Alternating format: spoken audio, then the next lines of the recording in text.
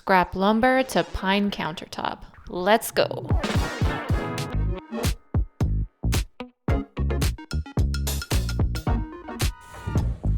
Hello and welcome to the hill. My name is Paige, and this channel is all about our DIY journey on the Saskatchewan prairies. Today's video is about my entire process building this countertop from scrap lumber.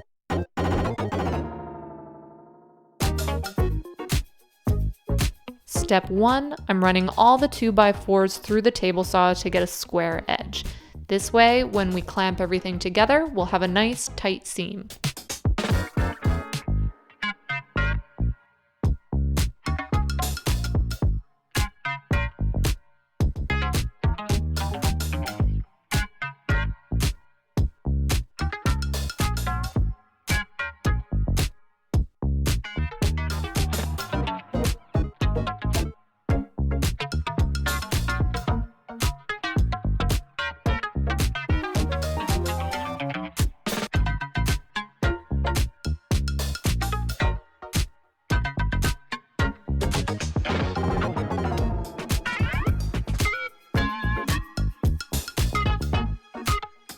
I made a lot of mistakes throughout this project, and I seriously considered whether I should just scrap this video and spare the world this tragedy.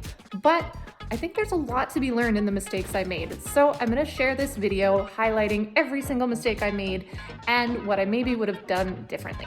If you've done a similar project or have any tips, drop a comment because I would love to learn from your experience.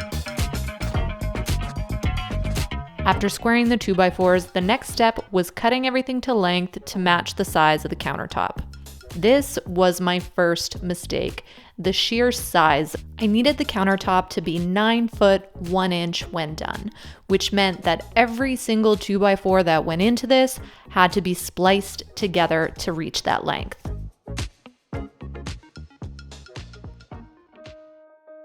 Once I had all my pieces cut to length, I could lay everything out and place my seams. Visually and for strength, I didn't want any of my seams too close together. While measuring and cutting your boards to length, you're not looking for a perfect fit right here. Make sure you cut it a little bit longer than needed. Once the slab is all together, that's when we'll cut to size.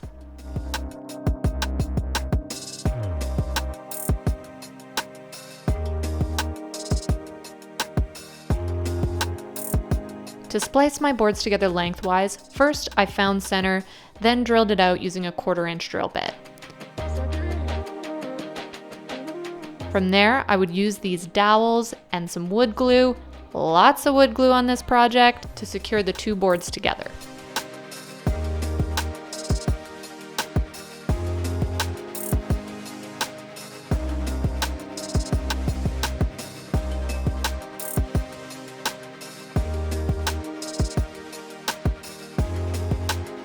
Next, rinse and repeat, continuing this process for every single board.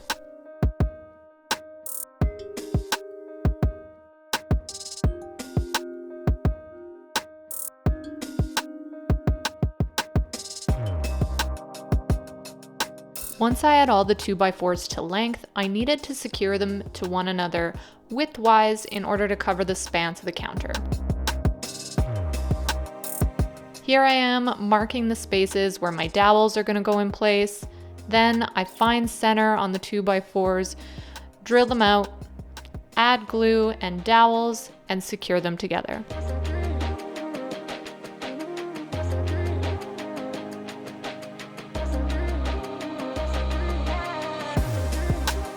To mark the location of the drill holes on the neighboring board, I used a piece of chalk, then pressed the boards together to mark it. This showed me where every hole needed to be drilled.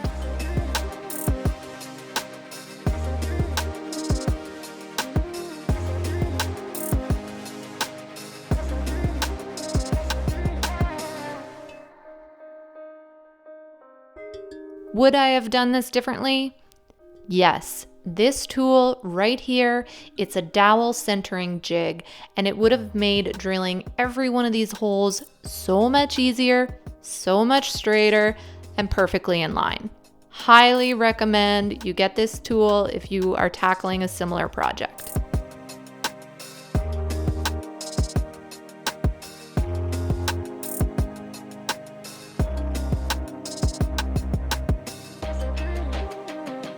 To make things easier, I clamped the boards in 3 separate sections. And you guessed it, this was a big mistake. Now, with my boards in these 3 larger sections, I lost all the bend and flex of my individual boards. When it came time to put the 3 larger sections together, it was incredibly stiff and difficult.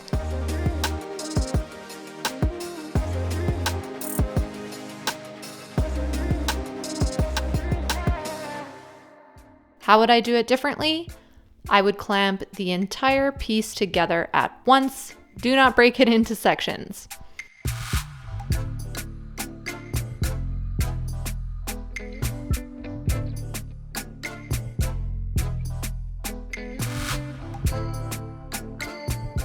I am working with scrap lumber, so there are bends and twists in each board. For that reason, I want to make sure not only that I'm clamping all the pieces together, but also that I'm clamping things to a flat, level surface. This helps straighten everything out.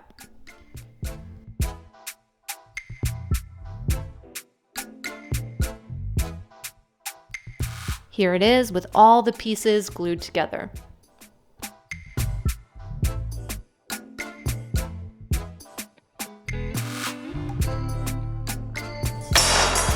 For a little added strength and to help keep my seams from splitting, I'm adding some bracing underneath the counter.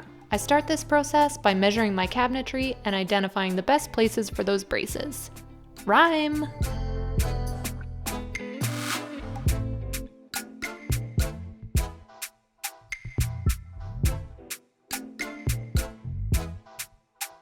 Time to plane. This was incredibly satisfying.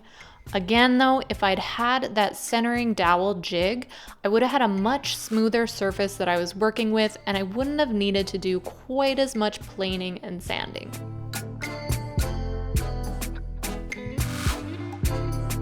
I used the planer to trim down any major imperfections. Next, pulled out the sander to get a nice, smooth surface.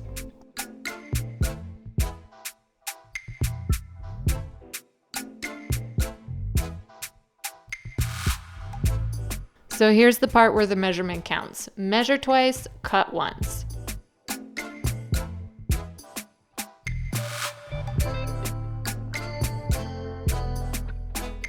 After cutting things down to size, it is now ready to install.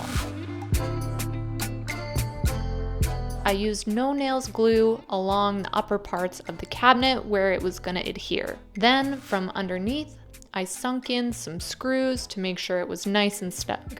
I'm not gonna lie, I was really nervous that the screws were gonna pop all the way through the top of my counter, but my measurements were correct. It worked out great.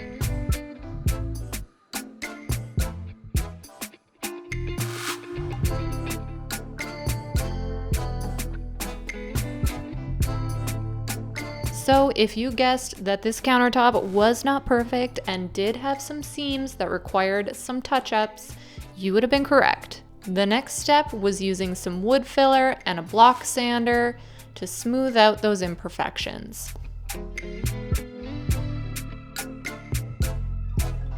Pine is a softwood, so over time I know that this counter is going to get nicked, scratched, banged up, but honestly I really like that aesthetic. To give it a little extra longevity though, I used this varathane floor finish across the entire surface.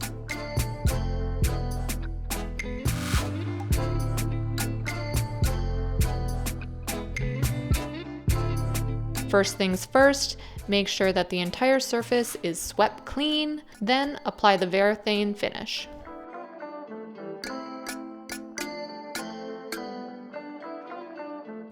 I love the natural textures and colors in this wood, so I stuck with a clear finish, but you could use a darker stain or even a paint finish if you wanted something different.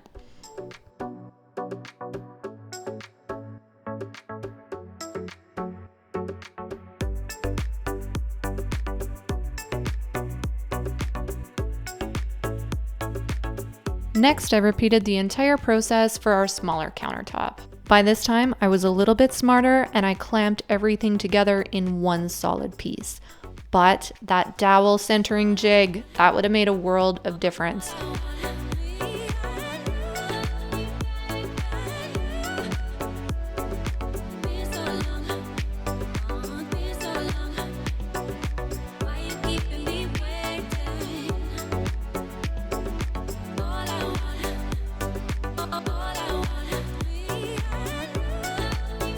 here it is, drum roll please. Finished.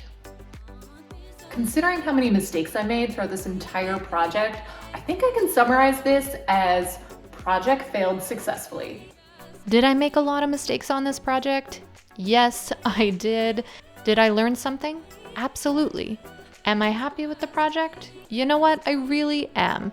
It works great in this space, and overall it turned out not too bad.